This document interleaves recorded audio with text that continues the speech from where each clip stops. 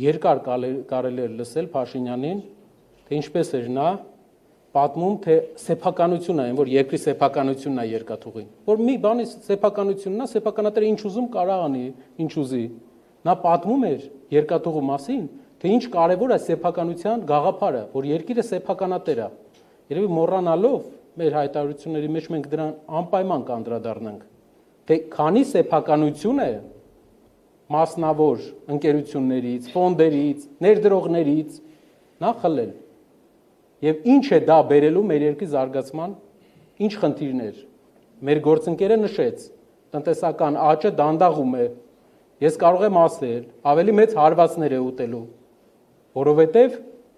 չի կարելի խախտել հիմնարար տնտեսագիտության, տնտեսության կառավարման կանոնը։ Այն է սեփականության իրավունքի պաշտպանությունը պետք է լինի առաջի կանոնը։ Այդպես են ձևավորվել մեծ ուժեղ տնտեսությունները։